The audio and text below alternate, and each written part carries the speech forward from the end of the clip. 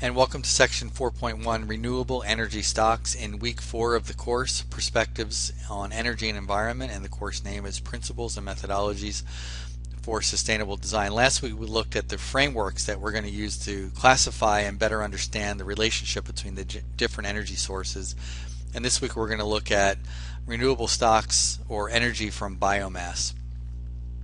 As a preview, we're going to be covering oil, gas, coal, and all the renewable energies later on in this set of lectures, but large parts of the world in fact very large parts of the world, are using fuel wood and food as the primary energy sources to reach a basic quality of life. And so we want to, again, be holistic and look at all the different energy sources. And the modern day or contemporary version of fuel wood and food is the use of biomass to create electricity and heat. So this is going to be a relatively short lecture. It's not really the focus of the course, but just want to give a whole picture of energy as it stands. So a quick look at food energy, and in particular if we think about urban environments, we're more and more seeing architects and designers and clients wanting to grow food on site, on roofs, on empty lots, etc. And I think this is one of the interesting things about how sustainable design is changing. As an architect, if you propose food grown on site, you really have to think about the client and their systems and their resilience and capacity to support such a system. And so we want to think about architecture and design in a more holistic way. But obviously creating food on site is another way of creating energy on site. One of the questions, though, that one might ask is it better to grow food on the roof of a building, or, for example, put solar panels on the roof of the building? And what is the value of those different energy sources?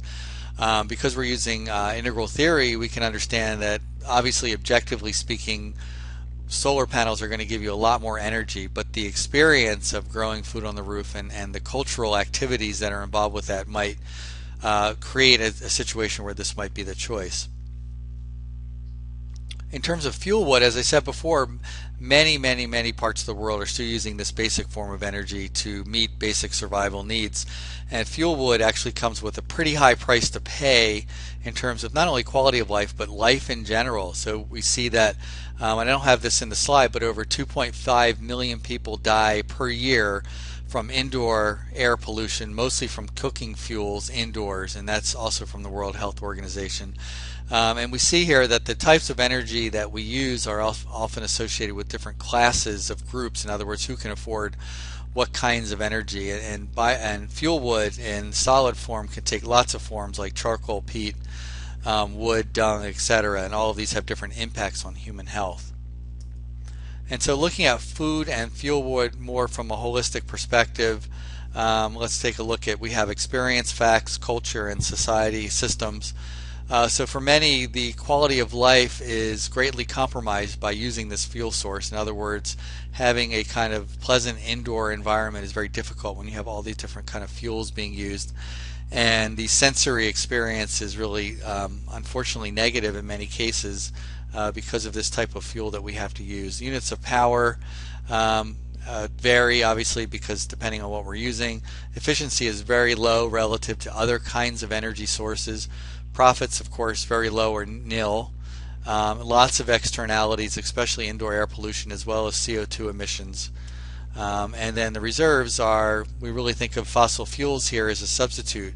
The goal is, we always want to, in sustainability, we look in a very negative way on fossil fuels, but if you think about the impacts of fossil fuels on quality of life and culture and society, when you're stuck using these kinds of fuels, could have a really tremendous impact. And the worldview that's associated with these types of fuels is all the way back to the agricultural worldview.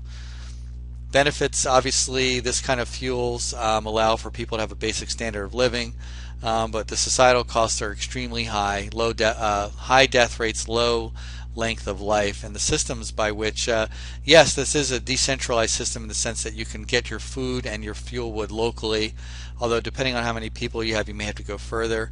Relatively low complexity and almost very low infrastructure, so there is an ability to create this. Relatively speaking, could be a closed loop system when using sustainable forestry and local food. So there is an opportunity there for sustainability, but deforestation is a real issue. And climate change threatens the reliability of the fuel and fuel sources. And I bring this up because a lot of sustainability people argue that we should go back to pre-fossil fuel days when life was much simpler and much, in quotes, better. And I wonder really if that's true and if you take a very close look at that. However, there's no reason why we shouldn't be exploring the idea of incorporating food into our architecture and interior design projects. And in fact, the Living Building Challenge requires provisions for on-site food production. So there's really a movement towards trying to do that. Modern day biomass energy is looking to generate higher value energy from solid fuel sources. So here we look at biomass as a renewable stock, meaning that of course there's always going to be dead wood or food waste and other kinds of waste that could become there, and it's this is energy that can be recovered from waste streams. So from a sustainability perspective seems to have a lot of high value, and organic material is obviously used here. Chemical energy is released in a biomass process, so we know there's latent energy in these waste materials. Burning biomass can release energy that can be converted into other usable forms of energy such as methane gas, transportation fuels such as biofuels, or ethanol or biodiesel. Methane is probably one of the most common ones that can be burned and then used to turn a turbine. Some of the facts about biomass units vary. Energy value is very low, although we can get energy and heat simultaneously out of these systems. Profits tend to be very low or negligible.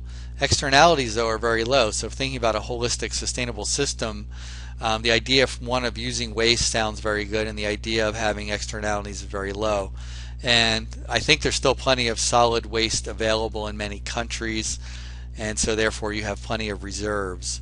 Some of the other examples, wood is still considered a biomass fuel crops, so people will grow switchgrass or other kinds of crops in order to generate electricity or to generate power. This is from an architecture and design point of view, this is the one that would be most likely used as a CHIPS system, which is a combined heat and power system. The system works pretty simply by having biomass that can come from farms, for example. Lots of waste comes from farms. That's put into a heat exchanger, and then there's all these combustion gases that then there is the high pressure steam that comes out of this system, which goes into a high pressure boiler, which will ultimately spin a turbine, which will then link to a generator, and all of a sudden we have electricity. These systems generate a lot of waste heat, so these work well in industrial buildings or buildings that already are generating a lot of biomass waste and could use that then to create heat and electricity. It can also be used on a farm to generate power and heat to help better run a farm. So these can be decentralized systems in the fact that they're collecting local waste and then burning that. Now I have a pellet stove in my house, which is another example of that, which I use for heat. Those pellets though can come from very far away, so I wouldn't call that a decentralized system. Relatively low infrastructure compared to fossil fuels, for example, and a relatively closed loop system. I mean, the CO2 emissions and other gas emissions would have come anyway from the decay of these materials. So relatively speaking, compared to other energy sources, relatively closed loop system. Some impacts, some toxins are emitted as residue from this process, and it does rely on a constant flow of stock. So if there's an interruption of stock, there's interruption of energy. Major cities and companies are beginning to collect compost. San Francisco is doing this. So we're seeing more and more opportunities to create more and more power. The use of biomass to offset fossil fuel is critical in fighting climate change. So if you have the waste, you can throw it into a landfill and have what's called a capped landfill and capture that methane. But why not keep that waste local and turn it into biomass energy?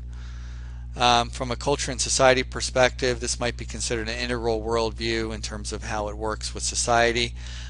Using this is a much better way to protect the commons and some other energy sources which might create damage to the commons.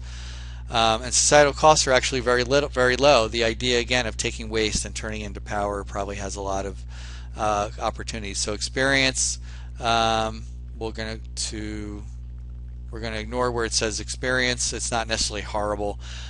Here we have a low efficiency. We have some positive externalities of heat. Reserves are plentiful. From a cultural and society point of view, an integral worldview protects the commons for future generations and has very low or negligible societal costs. From a systems point of view, could be considered closed loop with very few negative externalities. I don't know why that says many. Environmentally neutral. Reliability depends on constant flow of stock, and consider energy used to transport stock to biomass site, which has an impact. So when designing industrial, university, or food-related projects, consider biomass or chip systems as a way to create a closed-loop, decentralized local system. We tend to look at anaerobic reactors or chip systems as the best. And in any project, the collection of compost in addition to recycling should be given greater attention during the design process. So if you're designing buildings or interiors right now, you're going to see a greater emphasis on collection of waste and how that collection can be easily transported away from site or reused again locally on site.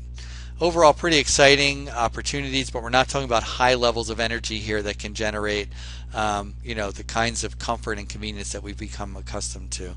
So this is the end of the video. Grazers continue on through the Vimeo site onto the next lectures.